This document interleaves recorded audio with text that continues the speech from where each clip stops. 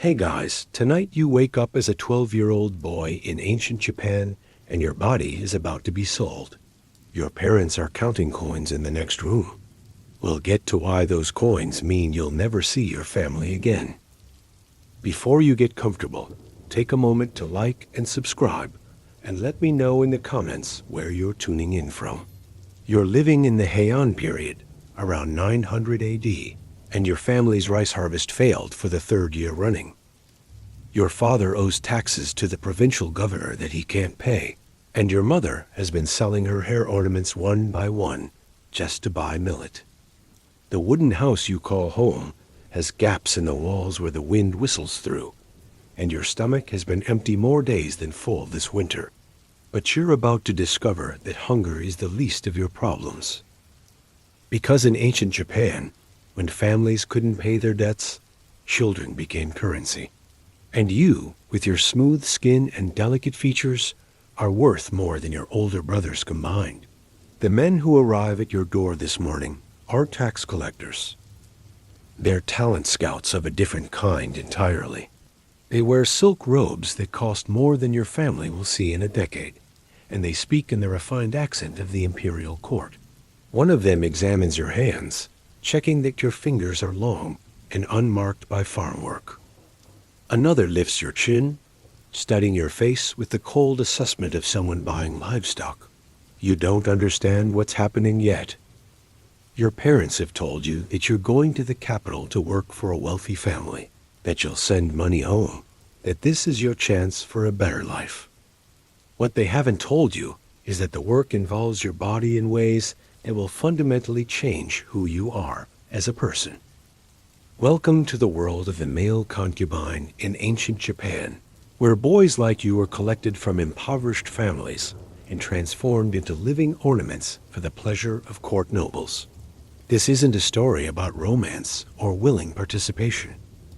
This is about systematic exploitation, wrapped in silk and perfumed with incense. The men examining you represent what was called the Nido system, though that's just a polite term for organized child procurement. They travel the countryside during times of famine and economic hardship, seeking out families desperate enough to sell their sons. The going rate for a boy your age is about 3 koku of rice, enough to keep a family alive for maybe 6 months. Your parents will take the deal because the alternative is watching all their children starve. And so you find yourself loaded into an ox cart with 5 other boys, all between the ages of 10 and 14, all from families that couldn't afford to keep them. The cart smells like unwashed bodies and fear sweat, and the boy next to you has been crying silently since you left his village 2 days ago. His name is Kenji, and he keeps asking when he'll see his mother again. The men driving the cart don't answer his questions. The journey to the capital takes 8 days, and by the end of it, you understand that your old life is over. Not because anyone explains this to you directly, but because of the way the men talk about you and the other boys. You're not people anymore. Your inventory being transported to market. Heian Kyo, the imperial capital, is unlike anything you've ever seen. Streets paved with stone instead of dirt, buildings that stretch multiple stories into the sky, and more people than you thought existed in the entire world. The smell hits you first, a mixture of incense, cooking food, human waste, and something else you can't identify, but will later learn is the particular scent of concentrated wealth and power. Your destination is a compound in the northern part of the city, surrounded by high walls topped with curved tiles. The gate is guarded by men in elaborate court dress, and when you're marched through it, you enter a world that operates by rules you don't yet understand, but will spend the rest of your life learning. The courtyard is filled with boys ranging in age from about 8 to 16. Some are practicing calligraphy. Others are being taught to play musical instruments you've never seen before. All of them have the same carefully maintained appearance. Their hair styled in complex arrangements, their skin pale and unmarked by outdoor work. They look like dolls, beautiful, and somehow unreal. You're handed over to an older man named Tachibana, who examines you the way your father used to examine horses at market. He checks your teeth, feels the muscles in your arms, and makes notes on a piece of paper using characters you can't read.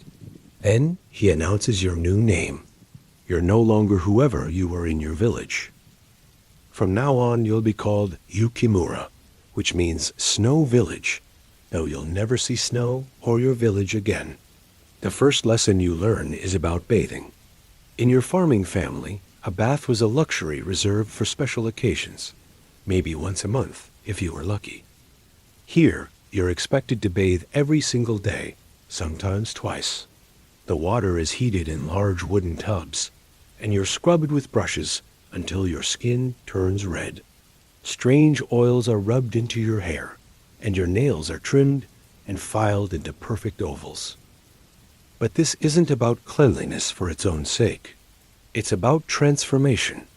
Every trace of your rural origins must be erased, every callus smoothed away, every hint of your former life obliterated. By the time they're finished with your first bath, you look like a different person entirely.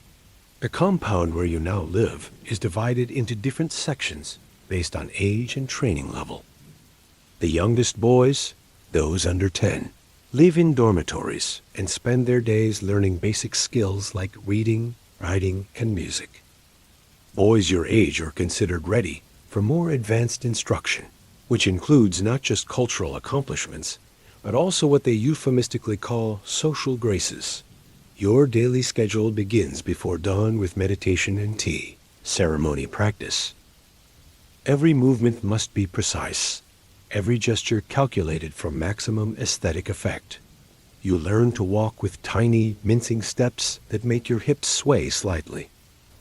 You learn to laugh with your hand, covering your mouth, to bow at exactly the right angle for different ranks of nobility, to speak in the high, breathy voice that court nobles find appealing. The food is unlike anything you've ever eaten, but not in a good way. Instead of the simple rice and vegetables of your childhood, you're fed elaborate dishes designed to keep your body soft and pale. Lots of fish and white rice, very few vegetables, and strange sweet confections that make your teeth hurt. The goal is to prevent you from developing the lean, muscular build of a working man. Soft flesh is what the customers prefer, because make no mistake, that's what you are now. A product being prepared for sale. The other boys in your dormitory have been here for varying lengths of time, and from them you start to piece together what your future holds. The older ones, those around 15 or 16, talk in hushed voices about their patrons, wealthy court nobles who essentially own them for periods ranging from a few months to several years. These arrangements are formalized through contracts that specify exactly what services the boy is expected to provide. Let's be clear about something. These aren't romantic relationships between equals. These are business transactions involving children and adults with vast power imbalances. The boys have no choice in who selects them, no ability to refuse particular requests, and no legal recourse if they're mistreated. They're property, dressed up in silk and trained to smile while being used. The training intensifies as you approach your 13th birthday. You learn to play the biwa, a stringed instrument whose melancholy tones are considered particularly moving. You practice dance movements that emphasize the flexibility of your young body. You're taught to apply white face powder and red lip coloring patterns that accentuate your youth and androgyny. Most disturbing of all, you receive instruction in what they call intimate service. This education is conducted by older boys who have already served patrons, and it's presented as just another skill to master, like calligraphy or flower arrangement. The clinical way it's discussed doesn't make it any less horrifying. You learn about the different types of patrons and what they expect. Some prefer boys who act innocent and childlike, giggling and playing simple games. Others want sophistication, boys who can discuss poetry and politics while providing physical comfort. The most sought-after boys are those who can seamlessly switch between different personas depending on their patron's mood. The economics of the system become clear through observation and overheard conversations. A beautiful, well-trained boy can command prices equivalent to several years' wages for a skilled craftsman. The most popular concubines become celebrities of sorts, with wealthy nobles competing for their time and attention. But the money goes to the house that owns you, not to you directly. Your living conditions, while luxurious compared to your rural childhood, are still those of a prisoner. You can't leave the compound without permission and escort. You can't refuse assignments. You can't contact your family, assuming they're still alive. The silk robes and elaborate hairstyles are a uniform, not a privilege. And then there's the question of what happens when you're no longer young and beautiful. The boys whisper about this sometimes, late at night when the supervisors aren't listening. Most male concubines age out of the system by their early 20s. Their smooth faces and slender bodies no longer appealing to patrons, who can always find fresh replacements. Some become servants in the houses where they once served as concubines. Others disappear entirely, their fate unspoken and unacknowledged. The psychological toll of this existence is evident in the behavior of the boys around you. Many develop a strange, detached quality, as if they're watching their own lives from a distance. Others become obsessively focused on their appearance, spending hours perfecting their makeup or practicing facial expressions in polished metal mirrors. A few simply stop speaking unless directly addressed, retreating into a silence that seems safer than engagement. You notice that the older boys often have small scars hidden beneath their makeup, usually on their wrists or inner arms. When you ask about these, you're told they're from accidents during training. But the pattern is too consistent to be coincidental, and eventually you understand that some boys have tried to escape the only way they can. The compound has its own hierarchy, with the most successful concubines enjoying better food, private rooms, and fewer restrictions on their movements within the walls. But this system creates its own problems, as boys compete viciously for the attention that might elevate their status. Friendships are rare and fragile, constantly threatened by the need to secure advantage in a world where your survival depends on your ability to please men who see you as disposable entertainment. Your first patron is selected for you when you turn 14. His name is Fujiwara no Michinaga, and he's a court official with enough wealth to afford exclusive access to your services for 3 months. You meet him in a room decorated with painted screens depicting scenes of natural beauty, cherry blossoms and flowing streams that seem to mock the artificial nature of your situation. He's not physically repulsive, which you've been told to consider lucky. Some patrons are old or diseased, or cruel in ways that leave lasting damage. Michinaga is perhaps 40, with the soft hands and pale skin of a man who has never done physical work. He speaks to you in the refined language of the court, calling you beautiful and precious. As if you're a work of art, he's commissioned rather than a human being he's purchased. The contract governing your relationship with him is detailed and specific. You're to be available at his convenience, day or night. You're to maintain your appearance according to his preferences, which include a particular shade of lip color and a specific style of hair ornament. You're to accompany him to certain social events where your presence serves as a status symbol, proof of his wealth and refined taste. Most importantly, you're never to show displeasure or reluctance, no matter what he asks of you. The perfect concubine is always willing, always grateful, always eager to please.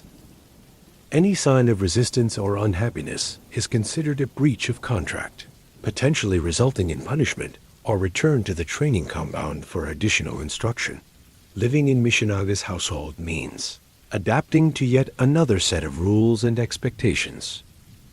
His wife, a woman from an equally prominent family, treats you with cold politeness, acknowledging your presence without ever speaking directly to you. The servants regard you with a mixture of pity and contempt, recognizing that while you dress in fine clothes and eat expensive food, you have less freedom than they do. Your daily routine revolves entirely around Mishinaga's schedule and preferences. You wake when he wakes, eat what he wants you to eat, and spend your time in whatever activities he finds amusing. Sometimes this means playing music while he conducts business with other nobles. Sometimes it means sitting quietly in a corner while he reads, your presence serving as a beautiful decoration. And sometimes it means providing the intimate services for which you were trained. The physical aspects of your role are difficult to describe without crossing into territory. That would be inappropriate for this format. What can be said is that the training you received in the compound, clinical as it was, didn't prepare you for the psychological reality of being used by someone who holds complete power over your life.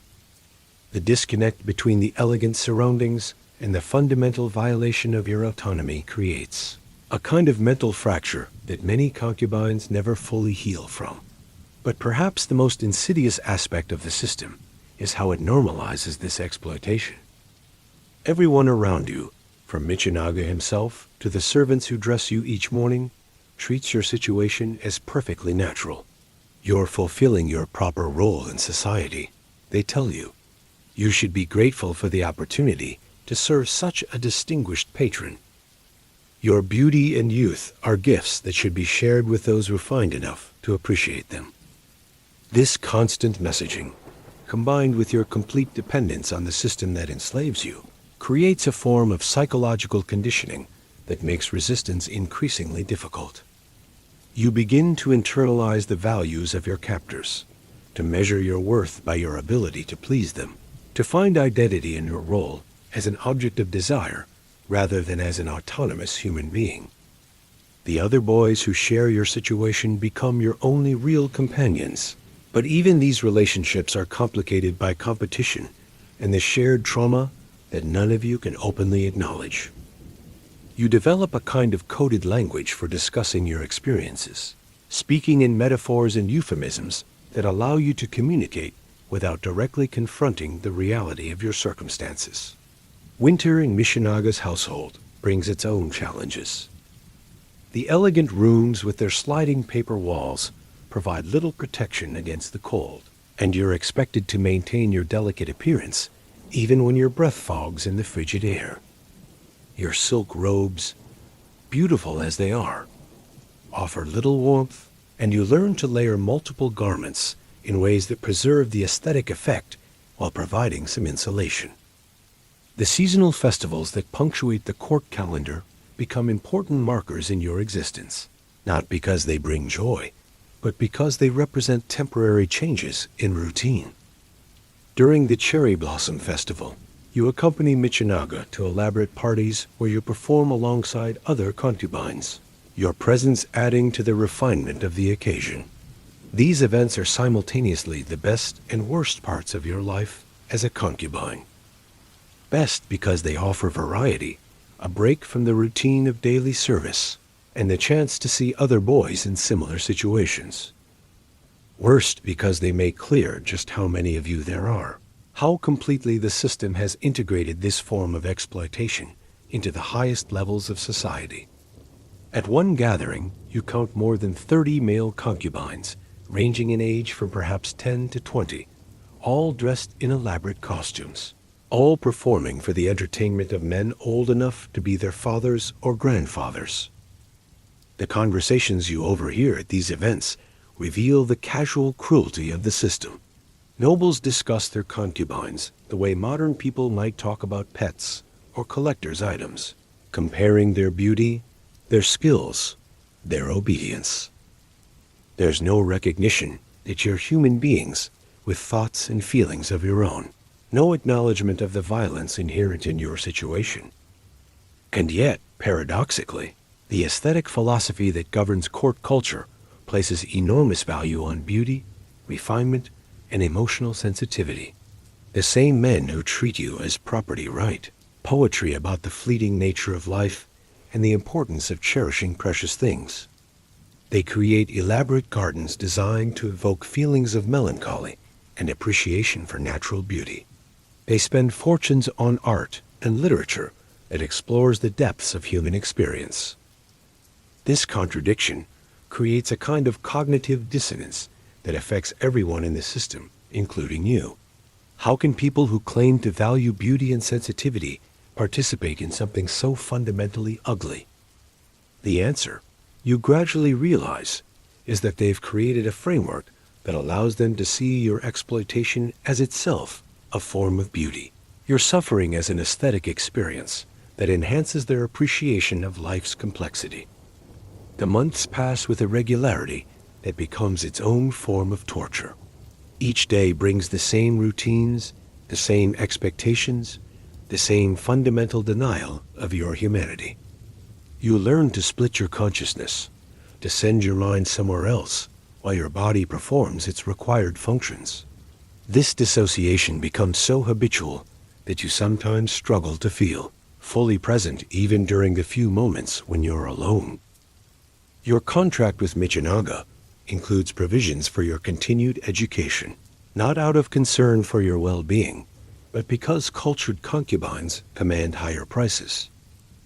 You continue studying calligraphy, poetry, and music, though now these accomplishments serve purely practical purposes. A concubine who can discuss classical literature or improvise verse is more valuable than one who can only provide physical services. This education becomes a double-edged sword. On one hand, it provides mental stimulation and a sense of accomplishment that helps preserve some fragment of your identity. On the other hand, it makes you more aware of your situation, more capable of understanding the literary and philosophical traditions that romanticize exactly the kind of exploitation you're experiencing. Classical Japanese literature is full of stories about beautiful young men who sacrifice themselves for love or loyalty, who find meaning through service to powerful patrons, who achieve a kind of transcendence through suffering. These stories are held up as examples of the highest human values, but when you're living them, they feel less like transcendence and more like elaborate justifications for abuse. Script continues, type continue, or just hit enter. Your education in classical literature takes on a particularly cruel irony during the autumn months. While copying out poems about the beauty of falling leaves and the melancholy of changing seasons, you're acutely aware that you'll never experience autumn as a free person again. The poems speak of wandering through maple groves and contemplating the impermanence of life, but your own impermanence is being sold by the hour to men who see you as entertainment. Michinaga has developed particular preferences for how you should behave during different seasons. In autumn, he wants you to embody wistful sadness, to sigh appropriately when viewing the changing leaves from his garden windows. You practice expressions of gentle melancholy in your mirror, learning to arrange your features in ways that suggest deep feeling while feeling nothing but numbness inside. The other servants in Michinaga's household have their own complex relationship with your presence. The older women who help dress you each morning handle your body with the same detached efficiency they might use to arrange flowers or fold clothing. You're an object that requires maintenance, not a person deserving consideration. They discuss your appearance and behavior as if you can't hear them, debating whether your skin looks pale enough or if your hair ornaments are positioned correctly. But it's the younger male servants who present the most complicated dynamics.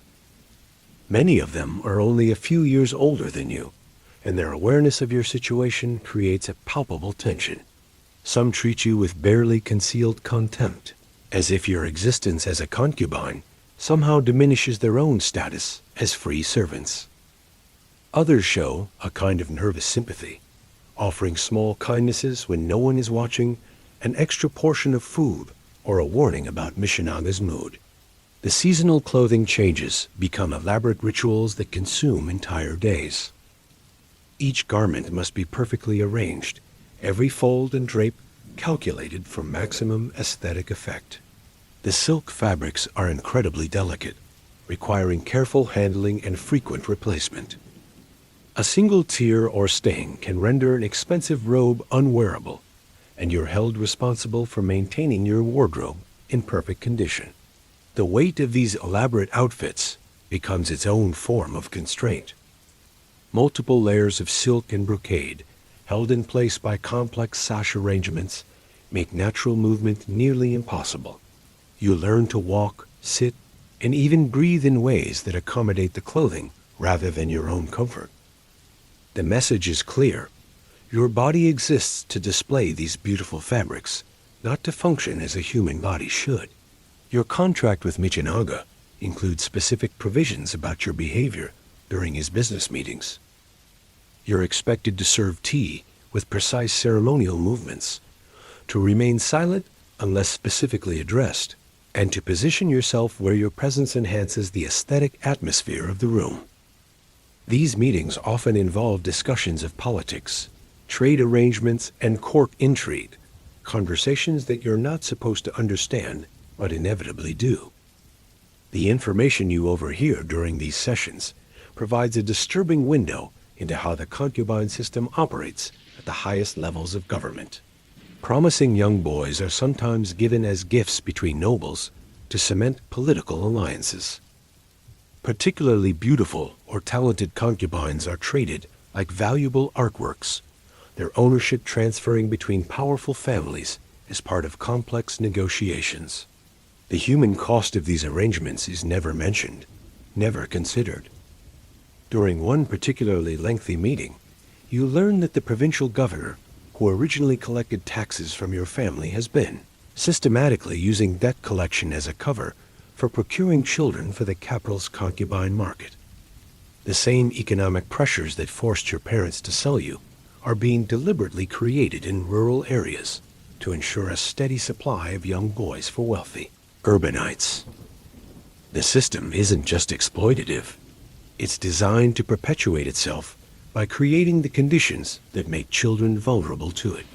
Michinaga's casual participation in these discussions reveals how completely normalized this exploitation has become among the ruling class. He mentions his own acquisition of you as a successful investment, comparing your training costs to your earning potential with the same tone he might use to discuss livestock or real estate. The other men in the meeting nod approvingly, several mentioning their own concubines or expressing interest in acquiring new ones. The winter months bring additional challenges to your existence as Michinaga's property. The elegant architecture of court buildings prioritizes beauty over warmth, with thin walls and minimal heating. Your silk garments, while visually stunning, provide almost no protection against the cold. You learn to endure hours of sitting motionless in freezing rooms, maintaining perfect posture and serene expressions while your body gradually goes numb.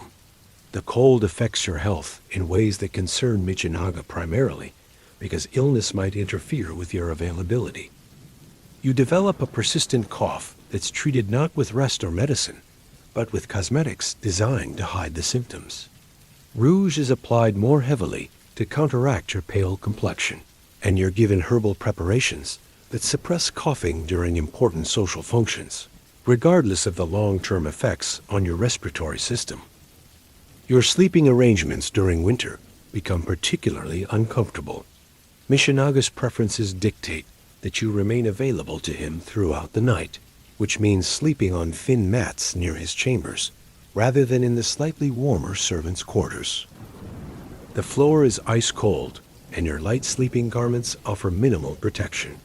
You often wake with joints stiff from cold and muscles cramped from sleeping in positions designed to look decorative rather than provide rest. The psychological effects of this constant cold go beyond mere physical discomfort. The chill becomes a metaphor for your entire existence, a reminder that your comfort is never a consideration in any decision affecting your life. You're expected to appear warm and welcoming regardless of how cold you feel, to radiate contentment while your body gradually weakens from exposure and neglect. Food during winter becomes another tool of control. The elaborate dishes served at Mishinaga's table are designed more for visual appeal than nutrition, and your portions are carefully controlled to maintain your slender appearance. Hot food might warm you temporarily, but most of your meals are served at room temperature or cold, prioritizing presentation over your basic human need for warmth and sustenance. The New Year celebrations bring their own particular horrors, disguised as festivities. You're expected to participate in elaborate ceremonies that can last for days, maintaining perfect composure and artificial joy while your body screams for rest and warmth. These events often involve multiple households, meaning dozens of concubines are displayed together like a collection of rare flowers, each one trained to embody specific aesthetic ideals. During these gatherings, you observe the full spectrum of what can happen to boys in your situation. Some of the older concubines, those approaching 20, show signs of the physical and mental toll their lives have taken. Their carefully applied makeup can't quite hide the hollowness around their eyes, the way their hands shake slightly when they think no one is watching. Others have developed an almost manic brightness, a performance of happiness so intense it becomes disturbing to witness. The conversations between patrons at these events reveal the casual cruelty that underlies the entire system. Men discuss their concubines' performance in intimate situations with the same tone they might use to evaluate horses or hunting dogs. Complaints about a boy's reluctance or signs of unhappiness are treated as training deficiencies that need correction, not as human responses to trauma that deserve compassion. You learn that some concubines are passed between multiple patrons in a single evening during these large gatherings, their consent never requested, their physical limits never considered. The boys who endure this treatment develop a particular glassy-eyed expression, a complete dissociation that allows them to survive experiences that would otherwise destroy their sanity. The artistic performances expected during these celebrations require skills that have nothing to do with genuine artistic expression and everything to do with providing visual pleasure for the audience. Your dance movements are choreographed to emphasize your youth and flexibility. Your musical performances selected for their ability to evoke specific emotional responses in older men. Even your poetry recitations are chosen for their themes of submission, beauty, and the fleeting nature of youth. Between these public performances, you're expected to provide private entertainment for Mishinaga's guests, sometimes individually, sometimes in small groups. These encounters vary widely in their specific demands, but they share a common thread of treating you as an object designed for their pleasure, rather than a person with feelings or boundaries. The elaborate courtesy and refined language used during these interactions only emphasize the fundamental violence of the situation. The gifts you receive during these events might seem like kindnesses to an outside observer, but they're actually markers of ownership and control. Expensive hair ornaments, silk scarves, delicate jewelry all serve to enhance your value as a display piece, while reminding you that everything you wear, everything you own, everything you are belongs to someone else. You can't refuse these gifts, can't express preferences about their style or appropriateness, can't even be certain you'll be allowed to keep them. The poems written about you by various nobles at these gatherings follow predictable patterns, comparing you to flowers, to moonlight, to other beautiful but ephemeral natural phenomena. These verses are considered great compliments, evidence of your success in fulfilling your role as an aesthetic object. But reading them feels like reading your own obituary, as if your humanity has already died and only your appearance remains worth commemorating. The music you're trained to perform serves similar functions, with songs chosen specifically for their ability to evoke nostalgia, melancholy, or romantic longing in your audience.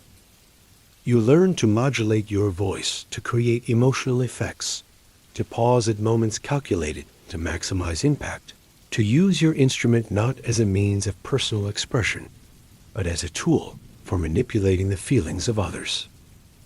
As winter deepens, the contrast between the luxury surrounding you and your actual quality of life becomes increasingly stark. You're dressed in the finest silks, while your body slowly deteriorates from cold and malnutrition. You're surrounded by priceless artworks, while your own humanity is systematically erased. You live in buildings designed to showcase beauty, while experiencing ugliness that most people can't imagine. The medical attention you receive focuses entirely on maintaining your appearance rather than your health. Skin treatments to prevent blemishes, hair treatments to maintain shine and manageability, dietary supplements designed to preserve your slender build rather than provide proper nutrition. When you develop chilblains from the cold, they're treated with cosmetics rather than warmth. When you lose weight from inadequate food, you're given padding to maintain the appearance of healthy flesh rather than additional meals. Your correspondence with other concubines becomes your only source of genuine human connection. But even these relationships are complicated by the competitive nature of your situation. Boys from different households are often pitted against each other for the attention of potential patrons, and information about training techniques or patron preferences becomes valuable currency in a market where your survival depends on your desirability. The letters you exchange with boys in similar situations reveal the various ways different households manage their human property. Some are kept in even more restrictive conditions than yours, never allowed outside their patron's immediate vicinity, never permitted to speak to other concubines. Others enjoy slightly more freedom, but face harsher punishments for any perceived infractions. All share the fundamental reality of being owned, used, and discarded according to the whims of men who see them as entertainment rather than people. Spring brings changes to your routine that might seem like improvements, but actually represent new forms of control. The warming weather means lighter clothing, which provides some relief from the constant cold, but also makes your body more visible and accessible. Garden parties replace indoor gatherings, offering fresh air and natural beauty, but also exposing you to larger audiences and more complex social dynamics. The seasonal festivals of spring require intensive preparation, with new clothing, new choreography, and new musical pieces to master. The Cherry Blossom Festival in particular demands weeks of rehearsal for performances that last only hours. Elaborate productions designed to showcase the aesthetic refinement of the participating households. Your role in these events is to embody the fleeting beauty of the blossoms themselves, lovely to observe but destined to fade quickly. The metaphorical connections between concubines and cherry blossoms aren't lost on anyone involved in the system. Both are prized for their brief moment of perfect beauty. Both are expected to fall gracefully when their time is over. Both exist primarily to provide pleasure to observers rather than to flourish for their own sake. The poetry written about these festivals makes these comparisons explicit, celebrating the tragic beauty of youth that knows its own impermanence. Your patron's behavior during spring reveals new aspects of the psychology that enables this system of exploitation. Michinaga becomes more possessive as the social season intensifies, more concerned with ensuring that your appearance and performance exceed those of other households' concubines. His pride in your beauty and accomplishments is genuine, but it's the pride of ownership rather than affection, the satisfaction of possessing something rare and valuable rather than caring about your well-being. The increased social activity of spring also means more opportunities for you to observe the full scope of the concubine system.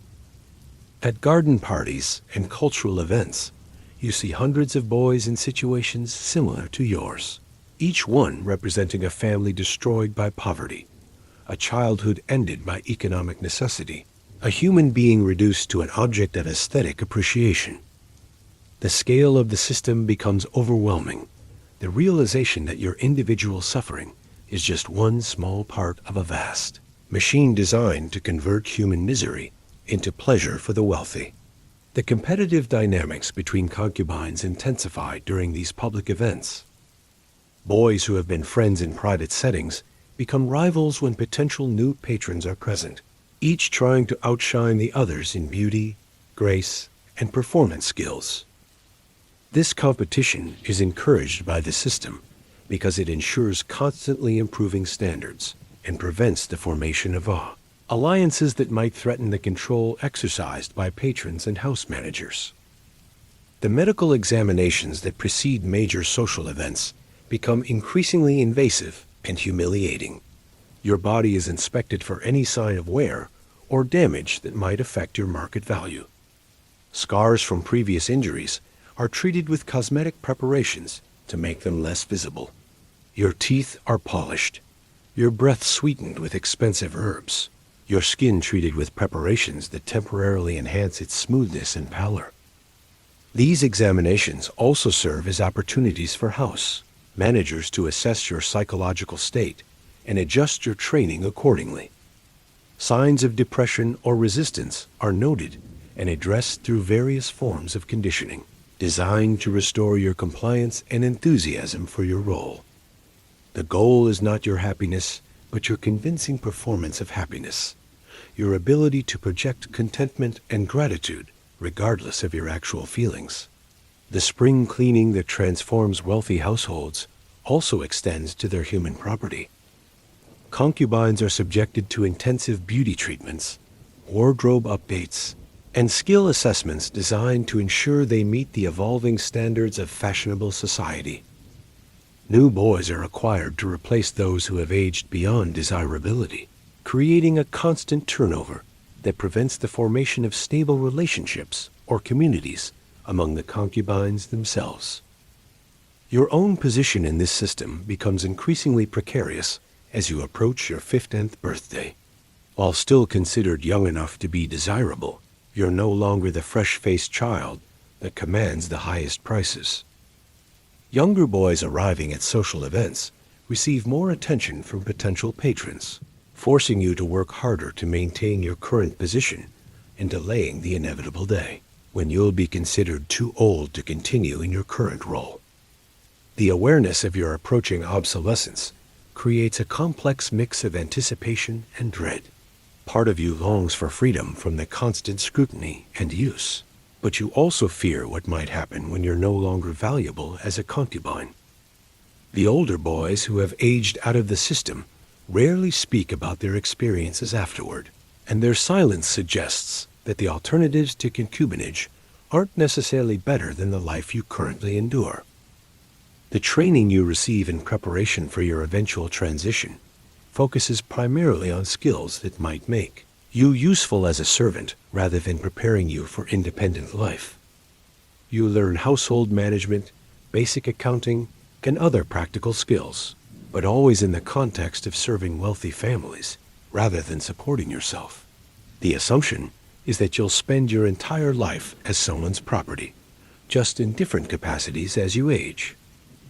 Script continues, type continue, or just hit enter. The gifts and honors bestowed upon successful concubines create a particularly twisted form of Stockholm Syndrome. You receive beautiful silk fans painted with scenes of nature you'll never experience freely, jade hairpins worth more than your family's annual income, and calligraphy scrolls praising your beauty and language that reduces you to a collection of pleasing physical attributes. Each present reinforces your value as an object, while simultaneously binding you emotionally to the system that enslaves you. The spring poetry competitions become elaborate displays of your trained responses to aesthetic stimuli. You're expected to compose verses on demand about subjects like the loneliness of the moon or the brief life of morning dew, themes that mirror your own situation in ways that everyone understands, but no one acknowledges directly. Your poems are judged not on their emotional authenticity, but on their technical perfection and their ability to evoke the kind of melancholy that wealthy patrons find romantically appealing.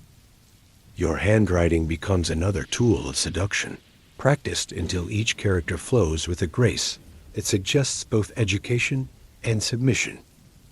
The hours spent perfecting your calligraphy serve multiple purposes.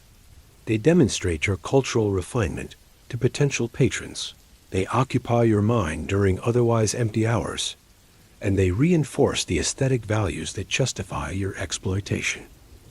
Beautiful writing from beautiful boys, creating beautiful objects that celebrate the beauty of a system that destroys beautiful lives. The seasonal wardrobe changes require increasingly elaborate preparations as you age and face more competition from younger boys. Each garment must be altered to flatter your changing body while maintaining the illusion of childlike innocence that patrons prefer. The silk merchant who supplies your clothing treats you with the same professional courtesy he might show to a valuable piece of furniture being reupholstered, discussing your measurements and coloring as technical specifications rather than human characteristics. Your skin care routine becomes obsessively detailed as you compete with boys several years younger. Special powders to maintain pallor, oils to prevent any sign of masculine body hair, rouge applied in patterns that emphasize your youth rather than your natural coloring. The mirrors in your dressing area reflect back an image that becomes increasingly foreign to you, a beautiful mask that bears less and less resemblance to the farm boy who once played in rice paddies and helped his father repair tools. The music lessons intensify as your patron seeks to maximize your entertainment value during the remaining years of your desirability. You learn increasingly complex pieces on instruments you'll never own, developing skills that serve no purpose beyond pleasing men who see your talents as extensions of your physical attractiveness. The calluses that develop on your fingertips from hours of practice are carefully concealed with cosmetics, since any sign of wear or use might diminish your value as a pristine object of desire. Your sleeping arrangements become more restrictive as Michinaga grows older and more possessive. You're moved to a small chamber directly adjacent to his bedroom, accessible through a sliding door that he can open at any time without warning. The room contains only a thin sleeping mat, a small chest for your personal items, and a mirror for grooming. There are no windows, no books, no personal possessions that might suggest you have interests or desires independent of your role as his property. The lack of privacy extends to your bodily functions, which are monitored and controlled to ensure you remain available and aesthetically pleasing at all times. Your diet is adjusted to minimize any possibility of digestive issues that might interfere with your duties. Your bathing schedule is determined by Michinaga's preferences rather than your comfort. Even your sleep is subject to interruption whenever his desires or insecurities require your attention. The other household servants develop increasingly complex relationships with your presence as your situation becomes more entrenched. Some treat you with the casual cruelty of people who have learned to see exploitation as normal. Others show signs of discomfort with their proximity to such obvious abuse, avoiding eye contact and speaking to you only when absolutely necessary. A few seem to take perverse pleasure in your degradation, perhaps finding relief in the knowledge that someone in the household ranks even lower than they do in the social hierarchy. Your correspondence with family becomes a source of particular torment during this period. The occasional letters you're allowed to send home are carefully monitored and edited to ensure they contain nothing that might discourage other families from selling their children into similar situations. You write cheerful lies about your life in the capital, describing imaginary freedoms and fictional kindnesses while your actual experiences grow darker and more constrained with each passing month. The responses you receive from home reveal how completely your family has accepted the narrative that your sale was beneficial for everyone involved. Your parents write about the improvements they've made to their farm with the money they received for you, about your siblings' prospects for better marriages now that the family's financial situation has stabilized. They express pride in your service to such a distinguished household and hope that you're learning valuable skills that will serve you well in the future.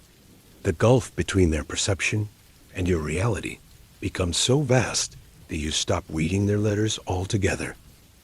Your health begins to deteriorate in subtle ways that are masked by cosmetics and ignored by everyone around you.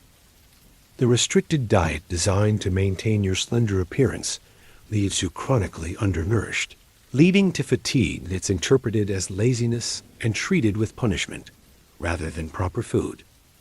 The lack of sunlight and fresh air weakens your constitution, making you susceptible to respiratory infections that are treated as inconveniences rather than serious health concerns. The psychological effects of prolonged captivity and abuse manifest in ways that the household staff interpret as signs of successful training. Your increasing docility is seen as evidence of proper conditioning rather than the breakdown of your spirit. Your emotional numbness is praised as serenity.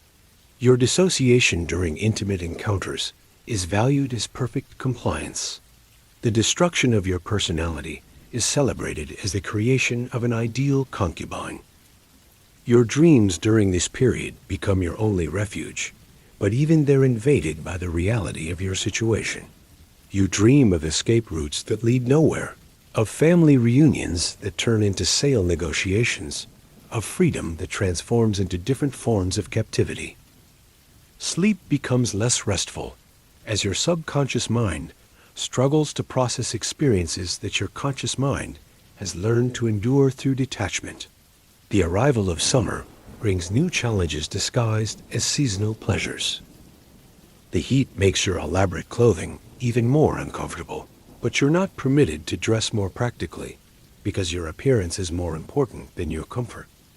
The longer days mean extended periods of availability, as Michinaga takes advantage of the additional daylight hours to schedule more social events that showcase his possessions, including you. The summer festivals require particularly intensive preparation, with new choreography to learn, new songs to master, and new levels of performance to achieve. The competition among concubines intensifies as households compete to present the most impressive displays of their aesthetic refinement. You're pushed to achieve ever higher standards of beauty and grace, with failure bringing punishment and success bringing only temporary reprieve from the constant pressure to excel. Your role in Michinaga's household becomes more complex as he ages and his political position becomes less secure. You're expected to gather information from other concubines about their patrons' business dealings, to report on conversations you overhear during social gatherings, to serve as an intelligence asset as well as a source of physical pleasure. This additional responsibility makes your position even more precarious, as any perceived failure in your espionage duties could result in severe punishment or disposal. The network of concubines throughout the capital becomes a source of both information and misinformation, as boys in similar situations share gossip, rumors, and survival strategies. Some of this intelligence proves valuable to your patron, earning you temporary favor and slightly better treatment. Other information turns out to be false or deliberately planted, resulting in punishment for your failure to distinguish reliable sources from unreliable ones. You learn to navigate these waters carefully, sharing enough useful information to maintain your value while protecting yourself from the consequences of passing along false intelligence. Your education continues, but becomes increasingly specialized toward skills that serve Michinaga's specific needs and preferences. You learn to read his moods from subtle signs, to anticipate his desires before he expresses them, to provide comfort and reassurance during his moments of political or personal anxiety. This emotional labor is perhaps more exhausting than the physical demands of your role, requiring constant vigilance and performance, even when you're desperately in need of comfort and reassurance yourself.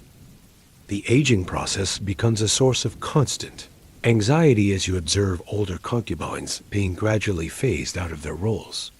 Some are retained as servants, their intimate duties ended, but their lives still controlled by their former patrons.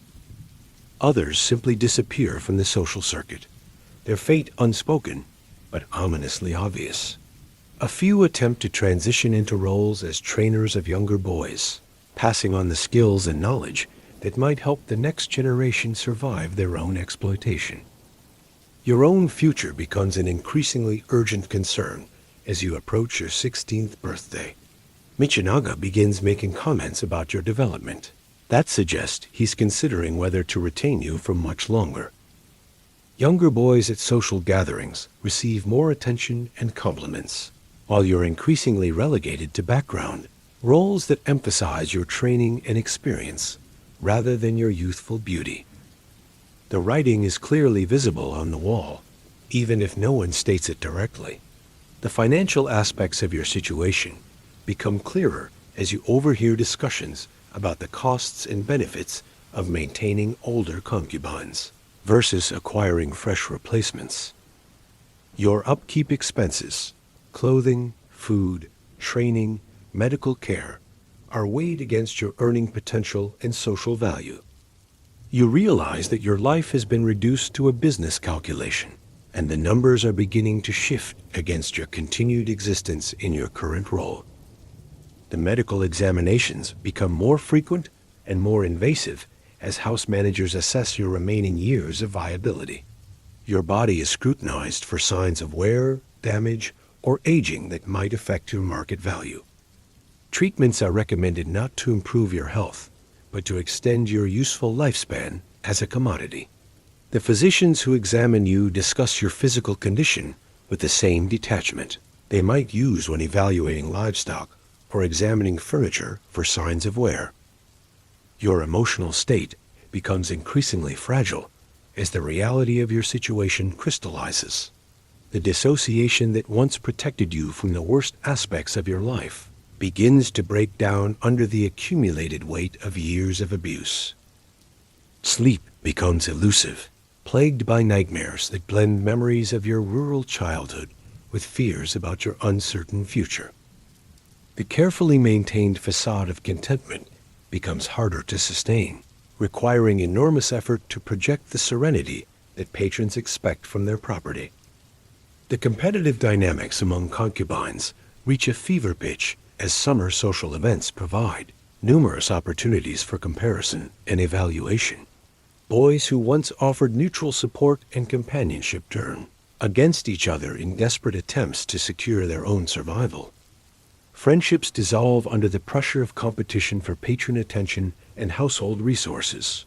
The isolation that results from this breakdown of community bonds makes your situation even more psychologically devastating. Your patron's behavior toward you shifts subtly but significantly as he begins to see you as a depreciating asset rather than a growing investment. His demands become more unreasonable. His patience with any perceived shortcomings diminishes, and his willingness to invest in your continued training and maintenance decreases. You sense that you're being evaluated not just for your current performance, but for your future potential, and the assessment doesn't seem to be going in your favor. The arrival of autumn brings a sense of impending conclusion to your time as Michinaga's primary concubine. The seasonal metaphors that permeate court culture, the beauty of falling leaves, the melancholy of shortening days, the inevitable cycle of death and renewal, take on personal significance as you contemplate your own approaching obsolescence. The poetry you're required to recite about the transient nature of beauty becomes a commentary on your own situation, though you're expected to perform these pieces with convincing emotion despite their painful relevance to your circumstances. Your training shifts to include skills that might make you useful in a different capacity, suggesting that plans are already being made for your transition out of your current role. You learn advanced household management techniques, accounting procedures, and supervisory methods that might qualify you to oversee younger concubines or manage domestic operations. This preparation for a different kind of servitude offers little comfort, as it merely represents a change in the form of your captivity rather than any movement toward freedom. The younger boys arriving at social events serve as stark reminders of what you once were and can never be again. Their fresh faces, unblemished skin, and genuine expressions of confusion or fear contrast sharply with your own carefully cultivated appearance and practiced responses. You see yourself reflected in their innocence and realize how much you've lost during your years of service, how completely your authentic self has been subsumed by the persona required for survival.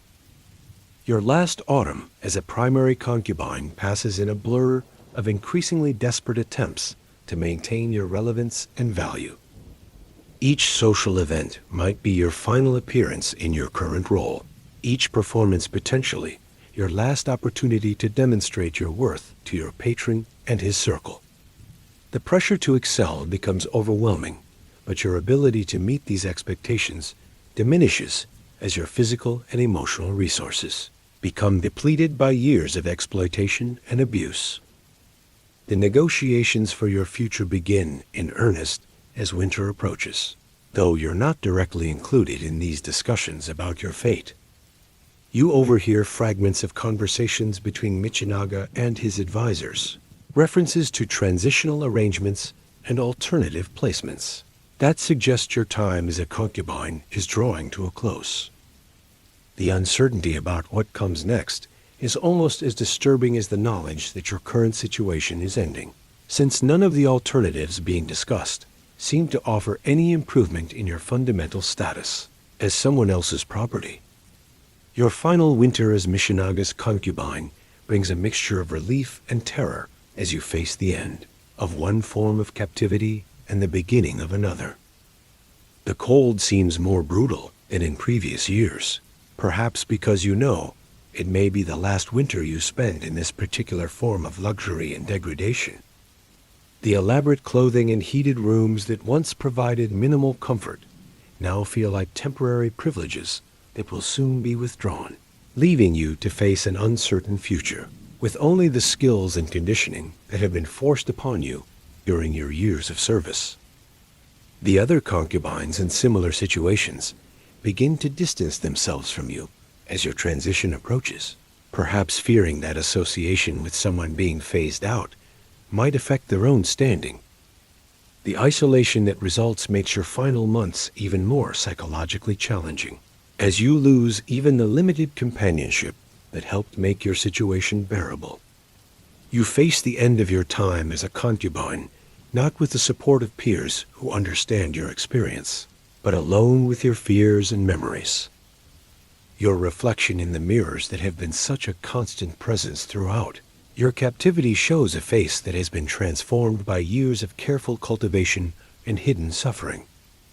The features that once marked you as a rural child have been refined into those of a sophisticated court beauty, but beneath the cosmetics and practiced expressions lies the accumulated damage of prolonged exploitation. You struggle to recognize yourself in this image, wondering whether any trace of your original identity survives beneath the layers of conditioning and performance. The approaching end of your role as a concubine forces you to confront questions about identity and survival that you've avoided during the years when your situation seemed permanent. Who are you beyond the persona that's been created for you? What skills do you possess that aren't related to pleasing wealthy men? What dreams or desires might still exist beneath the numbness that's protected you from acknowledging your pain? These questions have no easy answers, and the time available to explore them grows shorter with each passing day. The final preparations for your transition involve assessments of your potential value in different roles, evaluations of your skills and temperament that will determine your next placement. These examinations are conducted with the same clinical detachment that characterized your original selection as a concubine, reducing you once again to a collection of assets and liabilities to be weighed against available opportunities. Your humanity remains invisible to those making decisions about your future, just as it was invisible to those who controlled your past. The last social events of your career as a concubine take on a surreal quality as you perform roles and recite poetry, knowing that these may be your final opportunities to display the skills that have defined your existence for so many years. The appreciation of your audience feels hollow, their compliments meaningless, their attention a reminder of what you're about to lose, rather than validation of your worth. You go through the motions of your performance, while mentally preparing for a future that remains frighteningly unclear. Script continues, type continue, or just hit enter. The conversations you overhear during these final months reveal the brutal mathematics of human disposal. Michinaga discusses your replacement with the same tone he might use to order new furniture, comparing the costs of training a fresh boy versus the diminishing returns of keeping you past your prime. The numbers are stark and unforgiving. A 12-year-old costs perhaps half what you did originally, but will provide twice as many years of service. Your accumulated skills and experience count for nothing against the simple arithmetic of youth and novelty. The house manager produces detailed records of your performance over the years, documenting everything from patron complaints to missed social obligations to physical wear and tear. These files contain information you never knew was being collected. Every time you showed reluctance, every minor illness, every moment of less than perfect compliance has been noted and filed, away as evidence of your declining value as an asset. Your replacement arrives on a cold morning in late winter, a boy who can't be more than 11 years old. His name was Taro before they renamed him Harumichi, Spring Path, suggesting the fresh beginning he represents for Michinaga's household. Watching him undergo the same transformation you experienced years ago brings back memories you've spent considerable effort suppressing. His confusion and fear are so familiar they make your chest ache in ways you've forgotten how to feel. You're assigned to help with Harumichi's initial training, a responsibility that feels like both honor and punishment. Teaching him to apply cosmetics with steady hands while your own shake slightly with suppressed emotion. Showing him the precise movements required for tea ceremony while remembering your own early struggles with the same rituals. Explaining the preferences of various patrons while trying not to think about what those preferences will mean for his young body. The boy asks questions you're not allowed to answer honestly. When will he see his family again?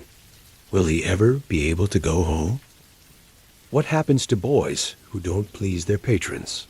You provide the same lies you were told, the gentle fabrications about honor and opportunity and eventual reward for faithful service. But you see in his eyes the same desperate hope you once carried, and you know that hope will be systematically destroyed just as yours was. His presence in the household serves as a constant reminder of your own obsolescence. Michinaga's attention shifts to Harumichi with the enthusiasm of a man acquiring a new toy. The boy's fresh beauty and genuine innocence provide novelty that your practiced performances can no longer match. You watch yourself being replaced in real time, your role in elaborate social events gradually transferred to someone younger and more appealing to the jaded tastes of wealthy patrons. The financial arrangements for your transition are negotiated without your input or knowledge. You learn details only through overheard conversations and subtle changes in how household staff treat you. Your personal belongings are inventoried and evaluated for potential sale or transfer. The expensive clothing and accessories, accumulated over years of service, don't belong to you and will be redistributed to other concubines or sold to offset the costs of your replacement. Your new assignment is revealed gradually through changes in your daily routine and responsibilities. Instead of preparing for social events and patron visits, you spend increasing amounts of time managing household logistics and training newer arrivals. The transition from being a display object to becoming a behind-the-scenes facilitator happens so gradually that you barely notice until it's already complete. The role of senior household staff comes with its own form of imprisonment. You're still owned by Michinaga, still subject to his whims and demands, but now your value lies in your knowledge of the system rather than your physical appeal. You become complicit in the exploitation of younger boys, teaching them skills that will make their abuse more palatable to patrons. helping to maintain the smooth operation of a machine that destroys children for the pleasure of adults. Your living quarters change to reflect your new status. Instead of the small chamber adjacent to Mishinaga's bedroom, you're assigned a slightly larger room in the servants' section of the house. The improvement in space comes with a decrease in luxury and comfort. The silk bedding and elaborate furnishings are replaced with simple cotton and basic wooden furniture. You're no longer valuable enough to warrant the expensive trappings that once surrounded you. The psychological adjustment to your new role proves more difficult than the physical changes. After years of being valued primarily for your appearance and sexual availability, developing a sense of worth based on different criteria requires relearning fundamental aspects of your identity. The skills that once defined your value become memories of a different life, replaced by administrative abilities and supervisory knowledge that feel foreign and uncomfortable. Your interactions with Harumichi become increasingly complex as his training progresses. He looks to you for guidance and protection, seeing in your experience a source of wisdom about navigating his new circumstances. But the advice you can offer is limited by the need to prepare him for realities you wish he didn't have to face. Every lesson you teach him makes his eventual exploitation more likely to succeed, making you complicit in his destruction. The social events you once participated in as entertainment now require your attendance in a managerial capacity. You coordinate logistics, manage younger concubines, and ensure that everything runs smoothly for the patron's pleasure. Watching from this new perspective makes the cruelty of the system even more apparent. You see the fear in boys' eyes that you never noticed when you were focused on your own survival. Observe the casual violence that you learned to accept as normal when it was directed at you. Your relationship with other former concubines who have made similar transitions provides some comfort, but also highlights the limited nature of your new circumstances. These men, ranging in age from their early 20s to their 40s, share the particular psychological damage that comes from sexual exploitation during childhood and adolescence. Your conversations are marked by careful omissions and shared understanding of experiences that can't be spoken about directly. The medical examinations continue but focus on different concerns now that your role has changed. Instead of assessing your appeal to patrons, physicians monitor your health for signs of conditions that might affect your ability to work efficiently. The chronic malnutrition and exposure of your concubine years have left lasting effects that become more apparent as you age. Joint pain from hours spent in uncomfortable positions, respiratory problems from constant exposure to incense and perfumes, digestive issues from years of inadequate nutrition. Your education expands to include skills relevant to your new responsibilities, but remains focused on serving the needs of the household rather than developing your own interests or capabilities. You learn accounting methods for tracking expenses related to concubine acquisition and maintenance. You study the preferences and requirements of different types of patrons to better prepare the boys under your supervision. You master the complex social hierarchies that govern interactions between households, allowing you to navigate the political aspects of your supervisory role. The seasonal cycles that once marked different phases of your exploitation now represent different challenges in your management responsibilities. Spring brings new acquisitions and increased social activity, requiring careful coordination. Summer festivals demand intensive preparation and flawless execution. Autumn means evaluation and adjustment of training programs. Winter provides a brief respite for planning and preparation for the following year's activities. Your correspondence with other households in similar situations reveals the broader scope of the system you're now helping to perpetuate. Letters discussing training techniques, sharing information about patron preferences, and coordinating the movement of boys between different establishments make clear that your individual situation is part of a vast network institutionalized exploitation. The casual tone of these communications, discussing human trafficking as routine business, demonstrates how completely normalized this abuse has become among those who profit from it. The financial records you're now responsible for maintaining provide disturbing insights into the economics of the concubine trade.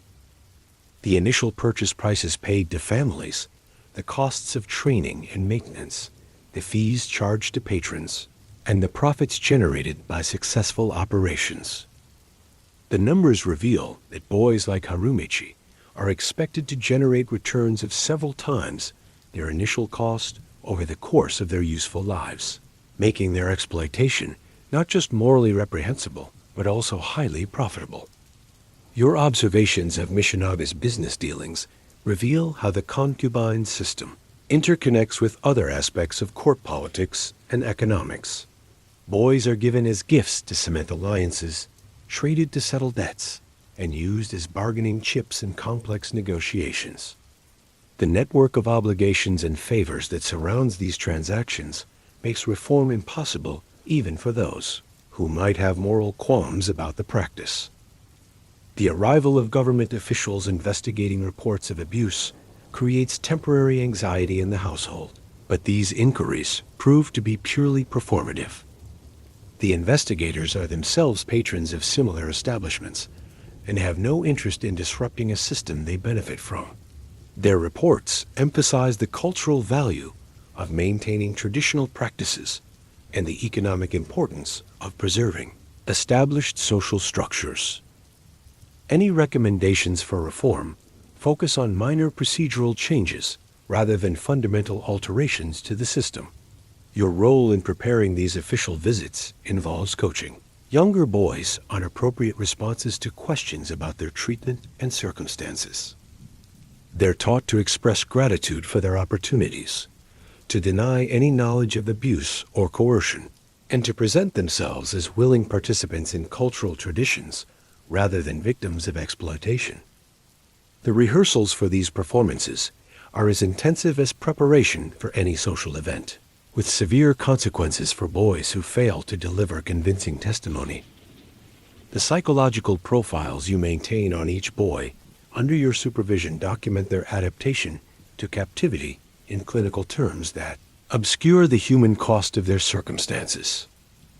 Notes about compliance levels and adjustment progress describe the systematic destruction of individual personality and autonomy. Boys who resist are labeled as having attitude problems, requiring corrective intervention. Those who adapt successfully are praised for their professional development and cultural refinement. Your own psychological state becomes increasingly fragmented as you navigate the contradictions of your new role. The protective numbness that helped you survive as a concubine conflicts with the awareness and responsibility required for effective management. You find yourself simultaneously trying to shield younger boys from the worst aspects of their situation while preparing them to endure those same experiences successfully. The training programs you oversee become more sophisticated and systematic as demand for high-quality concubines increases among wealthy patrons. New techniques for psychological conditioning are developed and refined through trial and error on successive groups of boys. The most effective methods for breaking down resistance and building compliance are documented and standardized, creating an increasingly efficient system for producing human commodities that meet market specifications. Your supervision of these programs requires you to participate directly in the psychological destruction of children, a responsibility that creates cognitive dissonance you struggle to manage. The boys trust you because of your shared background, but that trust makes them more vulnerable to the conditioning you're required to implement. Every technique you teach them for surviving their exploitation makes their abuse more likely to succeed. The social dynamics among the boys under your care become increasingly complex as competition for patron attention intensifies. Your role requires you to manage these relationships to prevent conflicts that might interfere with training or performance. But the underlying tensions created by the system itself make this impossible. Boys who are friends become rivals when potential patronage is at stake. Alliances form and dissolve based on perceived advantages in the competition for survival. The medical care provided to boys in your supervision focuses entirely on maintaining their market value rather than their actual health and well-being. Cosmetic treatments to enhance their appeal are prioritized over treatment for conditions that might affect their long-term health. Pain and discomfort are managed only insofar as they might interfere with performance. Psychological distress is treated as a training problem rather than a medical concern. Your own health continues to deteriorate as the stress of your new responsibilities combines with the lingering effects of your years as a concubine.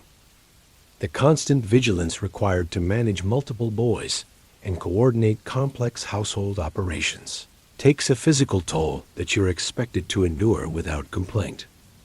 Medical attention for your own needs is minimal and focused on keeping you functional rather than addressing underlying health problems.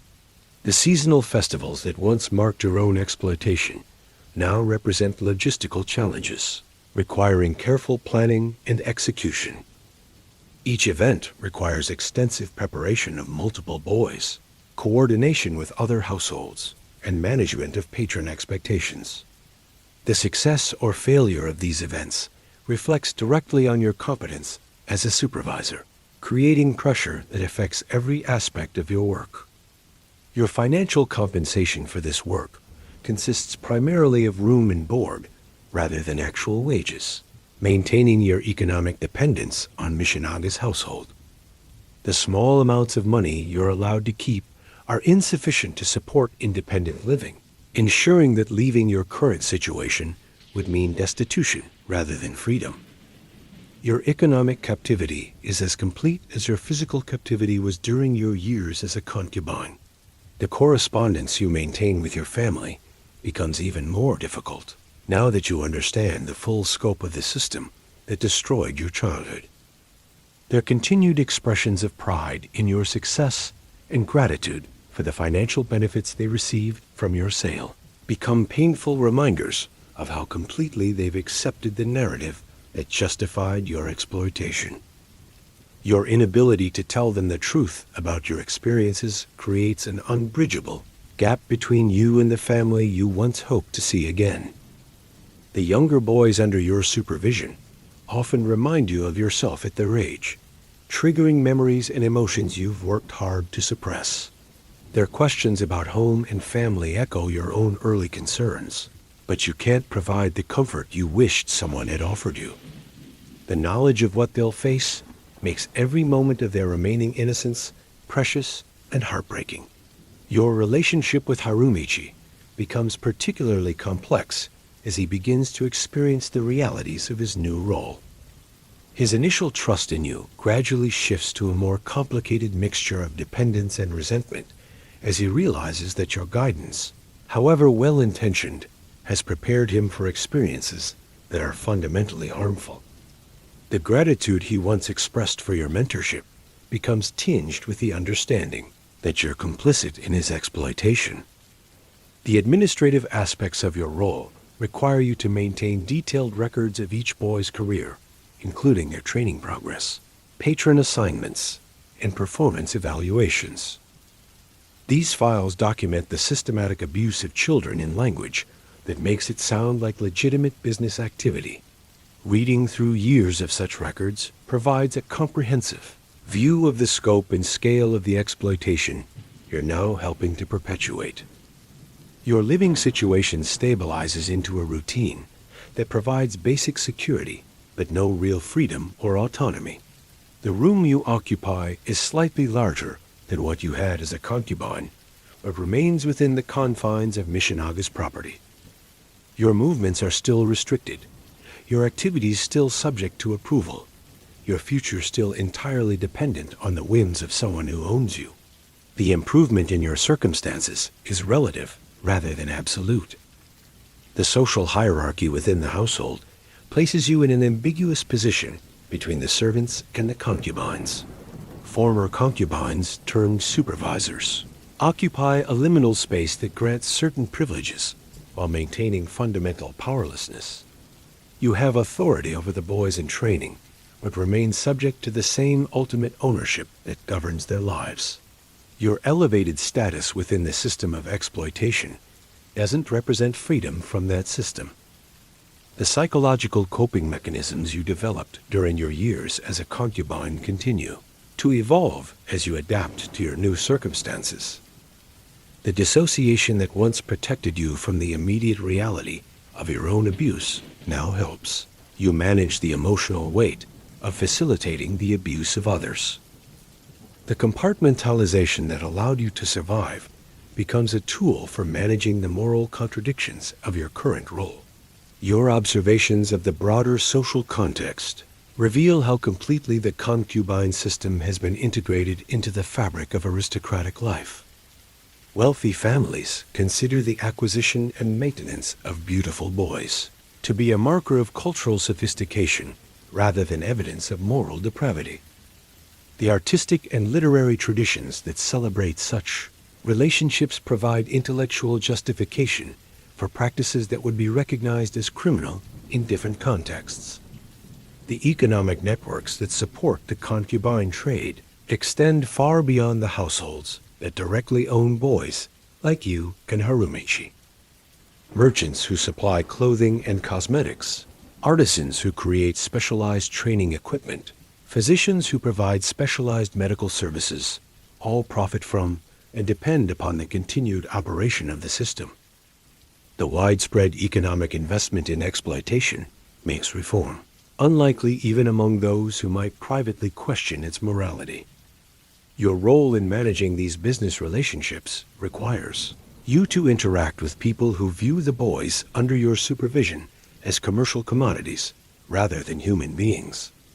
Negotiations about training methods, discussions of market trends, and evaluations of individual boys potential all-use language that dehumanizes the children whose lives are being bought and sold. Your participation in these conversations makes you complicit in maintaining the system that destroyed your own childhood. The seasonal cycles of acquisition, training, and deployment create rhythms that govern every aspect of household life. Spring brings scouting expeditions to rural areas affected by economic hardship, identifying families desperate enough to sell their children. Summer focuses on intensive training of new acquisitions and preparation for the social season. Autumn involves evaluation and adjustment of boys who aren't meeting expectations. Winter provides time for planning and preparation for the following year's operations. Your supervision of these cycles requires you to think strategically about human lives in ways that contradict your own experiences as someone who has processed through the same system. Planning training schedules, evaluating market conditions, and projecting future demand all require you to adopt the perspective of those who profited from your own exploitation. The intellectual requirements of your job force you to internalize values that directly conflict with your own interests and well-being. The medical protocols you oversee for the boys in your care prioritize their commercial value over their health and development. Growth is carefully controlled through diet and exercise to maintain the physical characteristics that patrons prefer. Psychological development is managed through conditioning techniques designed to produce compliance rather than healthy emotional maturation. The boys under your supervision are being systematically prevented from developing into healthy adults in favor of being optimized as commercial products. Your own continued medical care reflects the same priorities, with treatments focused on maintaining your ability to work effectively rather than addressing the long-term health consequences of your years as a concubine. The chronic pain, nutritional deficiencies, and psychological trauma that resulted from your earlier experiences are managed only insofar as they might interfere with your current responsibilities. Your health matters only to the extent that it affects your productivity as a supervisor. The correspondence networks that connect different households involved in the concubine trade reveal the international scope of the system. Boys are sometimes traded between regions or even countries, creating a form of human trafficking that operates with the full knowledge and participation of government officials. The letters you help compose and respond to discuss these transactions in matter-of-fact terms that normalize the international trade in children for sexual exploitation. Your participation in these communications requires you to develop expertise in the logistics of human trafficking, disguised as cultural exchange. Understanding transport routes, border procedures, and local regulations becomes part of your job description. The knowledge you acquire makes you complicit not just in local exploitation, but in an international network of child abuse that operates under the protection of legal and cultural frameworks. The training programs you develop become increasingly sophisticated as you gain experience and receive feedback from patrons about their preferences and expectations. New techniques for psychological conditioning are tested and refined through application to successive groups of boys. The most effective methods for breaking down resistance and building compliance are documented and shared with other households, contributing to the systematic improvement of exploitation techniques. Your documentation of these methods creates a comprehensive manual for the psychological abuse of children, disguised as educational curriculum. The clinical language used to describe conditioning techniques obscures their fundamental nature as torture, designed to break the will and spirit of young people. Your role as author and implementer of these programs makes you directly responsible for innovations in the systematic abuse of children. Script continues, type continues, type continue. The training manuals you create become teaching tools used throughout the network of concubine houses across the capital and beyond. Your innovations in psychological conditioning are copied and adapted by supervisors in similar positions, creating a standardized approach to breaking children's spirits that operates with industrial efficiency. The knowledge that your methods are being used to facilitate the abuse of hundreds or thousands of other boys creates a weight of complicity that becomes increasingly difficult to bear. Your daily routine settles into patterns that provide stability while reinforcing your captivity. Morning inspections of the boys under your supervision, reviewing their physical condition and psychological state. Afternoon training sessions where you implement the conditioning techniques you've developed. Evening administrative work documenting progress and planning future activities. The routine provides structure, but also serves as a constant reminder of your role in perpetuating the system that destroyed your own childhood. The boys you supervise begin to age out of their roles as concubines, creating new challenges for your management responsibilities. Some are retained in household positions similar to your own, becoming supervisors of newer arrivals. Others are sold to different establishments or simply disappear from the system entirely. Your role in facilitating these transitions requires you to maintain detailed records of each boy's career trajectory and make recommendations about their future utility to the household. The psychological profiles you maintain become increasingly sophisticated as you develop better understanding of the conditioning process and its effects on individual boys. You learn to identify signs of resistance early and implement targeted interventions designed to break down specific forms of defiance. Your expertise in recognizing and manipulating psychological vulnerabilities makes you increasingly valuable to Mishinaga's operation, but also increasingly complicit in systematic abuse. Your own psychological state continues to deteriorate as the contradictions of your position become more apparent.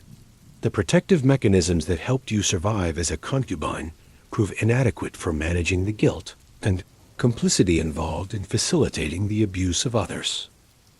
Sleep becomes increasingly elusive as suppressed memories and moral conflicts create mental turbulence that can't be easily controlled or ignored.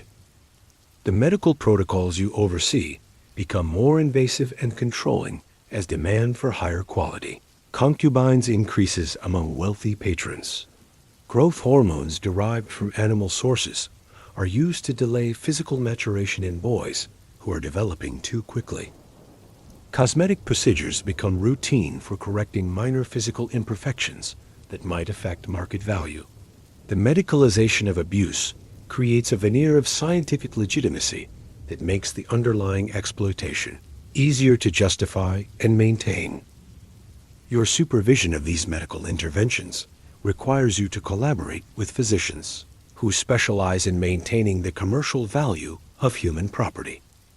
These doctors approach their work with clinical detachment that rivals your own psychological defenses, discussing surgical modifications and chemical treatments with the same tone they might use to describe veterinary procedures. Their willingness to harm children in service of commercial interests provides a model of professional complicity that both disturbs and enables your own participation in the system. The economic calculations that govern your work become increasingly complex as the concubine market evolves and competition between different establishments intensifies.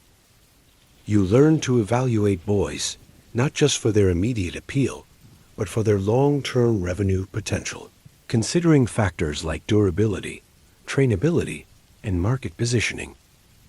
The financial modeling you develop treats human lives as investment, opportunities with predictable returns and acceptable loss rates. Your expertise in these economic analyses makes you valuable to Mishinaga's business operations, but also forces you to think about human suffering in purely mathematical terms. The boys under your supervision become data points and spreadsheets that track acquisition costs, training expenses, and projected revenues.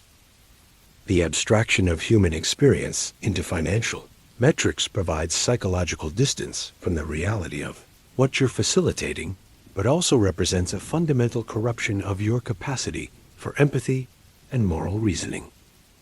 The seasonal patterns that govern the concubine trade create rhythms of activity that structure your work throughout the year. Spring scouting expeditions to identify potential acquisitions in rural areas affected by economic hardship.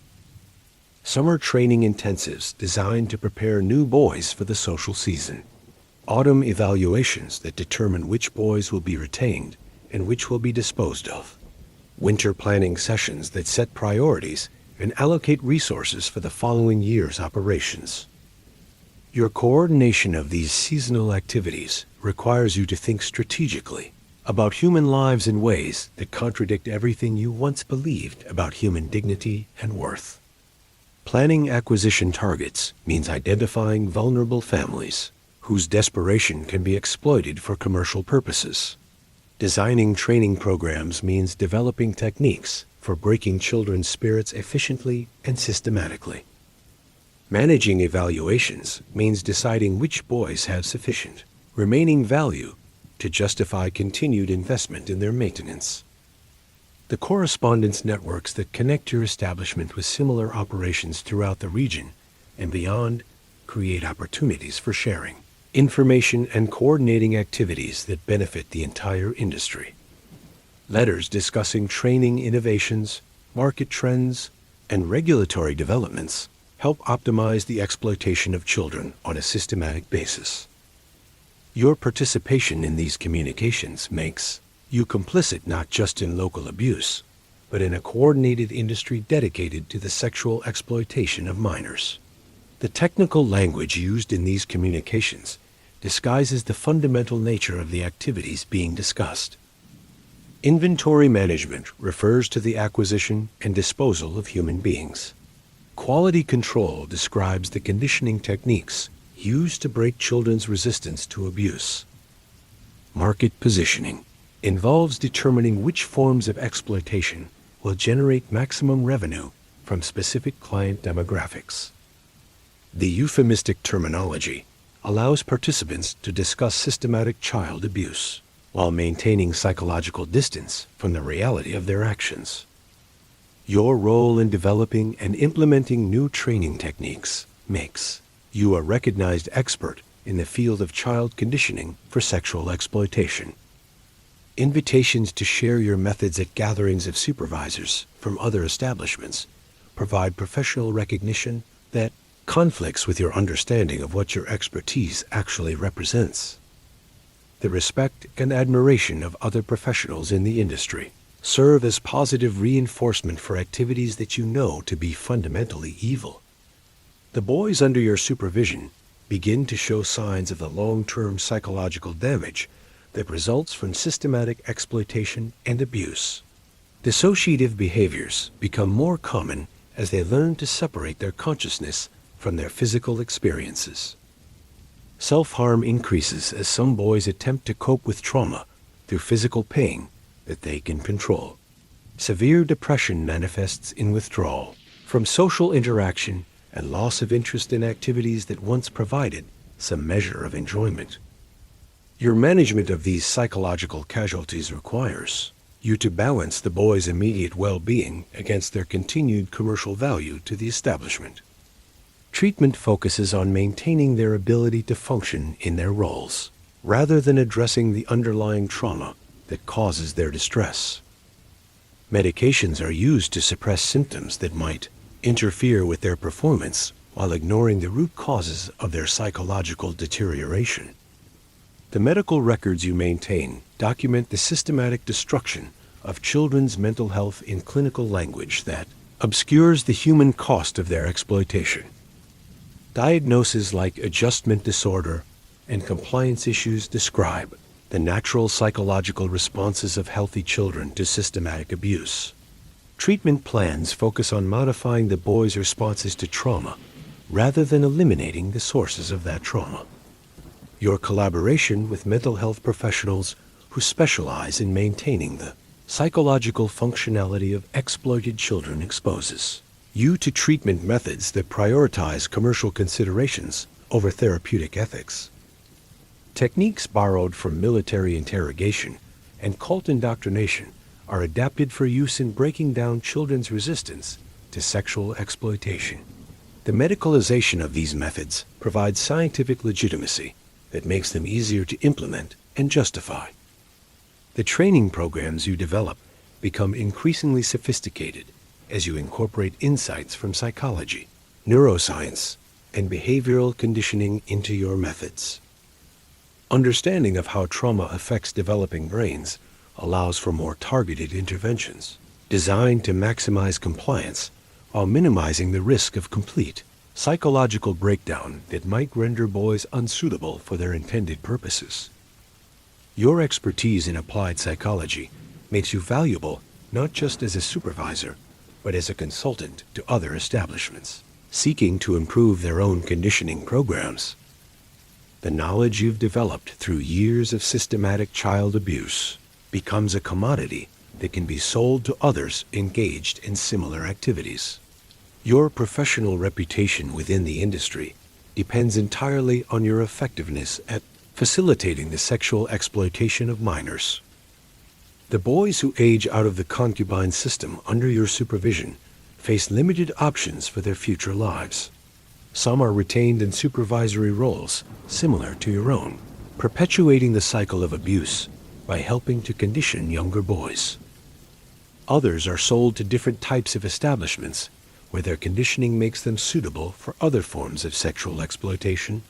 A few simply disappear from the system with no record of their ultimate fate. Your role in facilitating these transitions requires you to evaluate each boy's potential value in different capacities and make recommendations about their optimal placement within the broader network of sexual exploitation. The skills they've developed during their time as concubines make them suitable for various roles that capitalize on their conditioning while providing continued commercial value to their owners. The administrative systems you maintain track the entire life cycle of boys from their initial acquisition through their eventual disposal or transition to other roles. These records provide comprehensive documentation of systematic child abuse disguised as business operations. The data you collect is used to optimize future operations by identifying the most effective techniques for acquisition, conditioning, and utilization of human resources. Your analysis of this data reveals patterns that inform strategic decisions about the direction of the business. Changes in patron preferences influence training priorities. Economic conditions affect acquisition strategies. Regulatory developments require adjustments to operational procedures. Your recommendations based on this analysis directly impact the lives of hundreds of children who will be processed through the system in future years. The seasonal festivals that once marked your own exploitation now represent major business opportunities that require careful planning and coordination. Each event provides opportunities to showcase the establishment's current inventory to potential new patrons while generating revenue from existing client relationships. Your management of these events requires balancing the competing demands of maximizing profit while maintaining the boys' commercial viability for future use. The preparation required for these festivals involves intensive conditioning of the boys who will be displayed, ensuring they present themselves in ways that maximize their appeal to potential clients. Cosmetic treatments, behavioral conditioning, and performance training are all calibrated to create the most commercially valuable presentation possible. Your supervision of these preparations makes you directly responsible for optimizing children for sexual exploitation. The social dynamics among patrons at these events reveal the complex relationships that sustain the concubine system within broader aristocratic society. Political alliances are reinforced through shared participation in child exploitation. Business relationships are cemented through exchanges of boys as gifts or loan arrangements. Cultural status is demonstrated through the acquisition and display of particularly desirable concubines. Your observations of these interactions provide insights into the power structures that protect and perpetuate the exploitation of children. The integration of systematic child abuse into the fabric of aristocratic life makes reform unlikely even among those who might privately question the morality of their participation. The social and economic benefits that flow from the system create powerful incentives for its continuation. The correspondence you maintain with government officials reveals the extent to which the concubine system operates with official knowledge and tacit approval. Regulatory frameworks are designed to manage rather than eliminate the exploitation of children. Inspection procedures focus on procedural compliance rather than substantive protection of minors. Law enforcement activities target only the most egregious violations while ignoring systematic abuse that operates within accepted parameters. Your role in managing these official relationships requires you to present the establishment's activities in ways that satisfy regulatory requirements while concealing the full extent of the abuse being perpetrated. Documentation is carefully crafted to emphasize cultural and educational aspects while minimizing references to sexual exploitation. Interactions with officials focus on procedural compliance rather than substantive ethical concerns. The economic networks that support the concubine trade extend throughout the broader economy, creating widespread investment in the continuation of systematic child exploitation.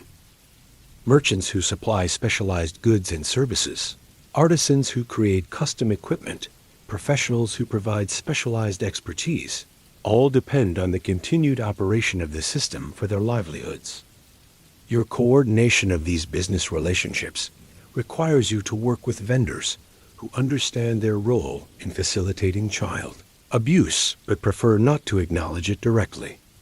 Contracts and agreements use euphemistic language that allows all parties to maintain plausible deniability about the ultimate purpose of their goods and services.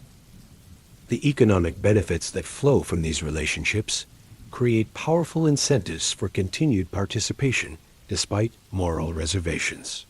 The training methods you develop become increasingly refined as you gain experience and receive feedback from patrons about their effectiveness. Psychological conditioning techniques are calibrated to produce specific behavioral responses that maximize the boys' commercial value. Physical conditioning programs are designed to maintain the aesthetic characteristics that clients prefer while ensuring the boys remain capable of performing their required functions. Your documentation of these methods creates comprehensive manuals that can be used by other establishments to improve their own operations. The systematic approach you've developed for breaking down children's resistance and building compliance becomes a model that influences practices throughout the industry. Your innovations in the field of systematic child abuse become your professional legacy. The psychological toll of your work continues to accumulate as you become increasingly aware of the scope and impact of your participation in systematic exploitation. The boys under your supervision trust you because of your shared background, but that trust makes them more vulnerable to the conditioning you're required to implement. The knowledge that you're betraying children who look to you for protection creates guilt that becomes increasingly difficult to manage. Your coping mechanisms evolve to include more sophisticated forms of psychological defense that allow you to function despite the moral weight of your actions. Rationalization becomes more elaborate as you develop justifications for your participation that emphasize necessity, inevitability, and the relative benefits of your approach compared to alternatives. Compartmentalization allows you to separate your professional activities from your personal moral beliefs. The relationships you maintain with other former concubines in similar positions provide some measure of mutual support, but also reinforce your participation in the system. Shared experiences create bonds of understanding that make it easier to rationalize continued involvement. Professional relationships with peers in the industry provide social reinforcement for activities that might otherwise be difficult to justify. Your integration into the professional community of child exploitation specialists provides career stability and advancement opportunities that would be impossible in legitimate employment. The specialized knowledge you've developed has value only within the context of systematic abuse, creating economic incentives for continued participation despite personal reservations. The financial benefits of your position, while modest, provide security that would be difficult to achieve through other means. The seasonal cycles of your work create rhythms that structure your life around the systematic exploitation of children. Each phase of the annual calendar brings specific responsibilities related to the acquisition, conditioning, utilization, and disposal of human beings. The predictable nature of these cycles creates a sense of normalcy that helps mask the fundamental abnormality of the activities involved. Your supervision of younger boys who are following the same trajectory you once experienced creates opportunities for intervention that you're unable to take advantage of due to your position within the system. The knowledge that you could potentially help these children escape their fate conflicts with your understanding of the consequences you would face for interfering with the establishment's operations. The documentation you maintain of systematic child abuse creates evidence that could potentially be used to expose and prosecute the activities you're facilitating. However, your own extensive involvement in these activities makes you vulnerable to criminal prosecution if the system were ever to be dismantled. The evidence you've created serves as both documentation of systematic abuse and insurance against your potential defection from the system. The medical care you provide to boys under your supervision focuses on maintaining their commercial value rather than their health and well-being. Treatment decisions are made based on economic considerations rather than medical necessity. The physicians you work with understand their role in facilitating exploitation and adjust their practices accordingly to support the commercial objectives of the establishment. Your coordination of these medical services requires you to balance the immediate needs of the boys against their long-term commercial value. Treatments that might improve their quality of life but reduce their market appeal are generally avoided in favor of interventions that maintain their suitability for exploitation. The medicalization of abuse creates a veneer of professional legitimacy that helps justify practices that would otherwise be recognized as torture. The training programs you oversee become more intensive as competition between establishments increases and patron expectations become more demanding. New techniques for psychological conditioning are constantly being developed and tested on successive groups of boys. The most effective methods for breaking resistance and building compliance are systematized and incorporated into standard training protocols. Your role in developing these techniques makes you directly responsible for innovations in the systematic abuse of children. The methods you create are used not just in your own establishment, but throughout the industry, multiplying the impact of your contributions to child exploitation. The professional recognition you receive for your innovations provides positive reinforcement for activities that cause immense suffering to vulnerable children. Script continues, type continue, or just hit enter. The negotiations surrounding your future intensify during the final months of winter, conducted in hushed conversations between Michinaga and various business associates, who speak about you as if you're a piece of furniture being appraised for resale. Your market value has depreciated significantly since your peak years, but your accumulated knowledge and training experience provides some residual worth that can be monetized in different ways. The discussions reveal several potential paths for your transition out of active concubine service. The most likely scenario involves your retention as a training supervisor, a role that would formalize the responsibilities you've already been assuming with newer arrivals like Harumichi. This position would provide continued room and board within Mishinaga's household, while generating revenue through your expertise in conditioning young boys for sexual exploitation. Alternative arrangements being considered include your sale to a different establishment that specializes in older, more experienced concubines for clients with specific preferences. Some wealthy patrons prefer boys who have been thoroughly broken by years of abuse, finding their damaged compliance more appealing than the resistance sometimes shown by newer acquisitions. Your psychological conditioning makes you suitable for this niche market segment. A third possibility involves your placement in what's euphemistically called administrative service, working directly for government officials who require staff with specialized knowledge of the concubine trade.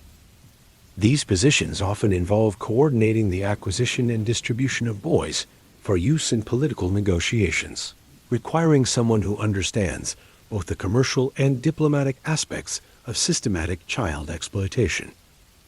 The financial calculations underlying these discussions treat your remaining lifespan as a depreciating asset with predictable revenue potential across different deployment scenarios. Your training expertise provides the highest long-term value, but also requires continued investment in your own maintenance and supervision. Direct service roles generate immediate revenue, but offer limited growth potential as you continue to age beyond peak desirability. Your own preferences regarding these options are never solicited or considered relevant to the decision-making process. The choice will be made based entirely on which arrangement provides the best return on Mishinaga's investment in your acquisition and training over the past several years. Your feelings about different types of continued exploitation are irrelevant to the business calculations that will determine your fate. The psychological preparation for your transition involves conditioning designed to help you accept whatever role is ultimately selected for you. This process includes reinforcement of the dependency relationships that make independent living impossible, reminder of your lack of marketable skills outside the exploitation industry, and emphasis on your obligation to be grateful for continued provision of basic necessities, regardless of the form that provision takes. The conditioning also involves systematic undermining of any residual sense of personal autonomy or self-determination that might interfere with your compliance in your new role. You're reminded repeatedly that your survival depends entirely on your continued usefulness to whoever owns you, and that any resistance to your assigned duties would result in abandonment and likely death from exposure or starvation. Your interactions with Harumichi during this period become increasingly strained as he begins to understand the realities of his situation and your role in facilitating his abuse. The trust he once placed in you as a mentor and protector gradually shifts to a more complex mixture of dependence and resentment as he realizes that your guidance has prepared him for experiences that are fundamentally harmful to his psychological and physical well-being. The boy's questions become more pointed and difficult to deflect as his training progresses, and he experiences the first instances of sexual exploitation by Michinada and his guests. His requests for explanation about why these things are happening to him, why no one will help him escape, and why you continue to participate in his conditioning become increasingly desperate and accusatory. Your responses to these questions require careful calibration to maintain his compliance while avoiding direct acknowledgement of the abuse being perpetrated. The training you've received in managing these conversations emphasizes the importance of redirecting blame away from the system and toward the boy's own supposed failures to adapt properly to his circumstances. The techniques you employ include gaslighting designed to make him question his own perceptions of what's happening to him, normalization that presents his experiences as typical and expected, and false reassurance that suggests his suffering will eventually be rewarded if he maintains proper compliance with expectations. The effectiveness of these psychological manipulation techniques depends partly on your own credibility as someone who has supposedly succeeded within the system, despite the obvious evidence of your own psychological damage and continued captivity. The contradictions in your situation become increasingly apparent to Harumichi as his understanding of the system develops. Your role in his continued conditioning requires you to implement increasingly invasive and traumatic procedures as his training progresses toward full sexual availability. These interventions are designed to break down his remaining psychological defenses and eliminate any residual resistance to the most degrading forms of exploitation that clients might demand. The medical procedures involved in this advanced conditioning include treatments designed to modify his physical responses to trauma, ensuring that he can endure prolonged abuse without obvious signs of distress that might interfere with client satisfaction. Chemical interventions affect his hormonal balance and emotional regulation, making it easier for him to dissociate during traumatic experiences. Your supervision of these procedures requires you to monitor their effects and adjust dosages or techniques based on his individual responses. The clinical language used to describe these interventions obscures their fundamental nature as systematic torture, designed to facilitate the sexual abuse of a child. Your participation in administering these treatments makes you directly complicit in some of the most severe forms of systematic child abuse. The psychological protocols you implement work in conjunction with the medical interventions to create a comprehensive conditioning program that addresses both physical and mental barriers to complete compliance with client demands. These techniques draw on research from military interrogation, cult indoctrination, and psychological torture to create methods specifically adapted for breaking the will of children being prepared for sexual exploitation. Your documentation of Harumichi's responses to these conditioning procedures contributes to the ongoing refinement of techniques used throughout the industry. The data you collect helps optimize the balance between breaking down resistance and maintaining the psychological functionality necessary for effective performance in client interactions. The seasonal progression toward spring brings increased pressure to complete Harumichi's conditioning in preparation for his debut at major social events, where potential clients will evaluate his suitability for their specific preferences. The timeline for his full integration into active service creates urgency around the final phases of his psychological preparation. Your coordination of this timeline requires balancing the need for thorough conditioning against the risk of psychological breakdown that might render him unsuitable for his intended purpose. The techniques you employ are calibrated to achieve maximum compliance while preserving enough cognitive function to enable him to perform the complex social and sexual roles that clients expect from high-quality concubines. The training intensifies during the final weeks before his scheduled debut, with daily sessions designed to reinforce his conditioning and eliminate any remaining signs of resistance or autonomous thought. These sessions often last for hours and leave him exhausted and disoriented, making it easier to implement additional psychological modifications while his defenses are weakened. Your observation of his psychological deterioration during this period provides disturbing insights into the mechanisms through which systematic abuse destroys children's capacity for normal emotional and cognitive development. The techniques you're implementing are designed specifically to prevent him from developing into a healthy adult, instead optimizing him for a role that requires permanent psychological damage.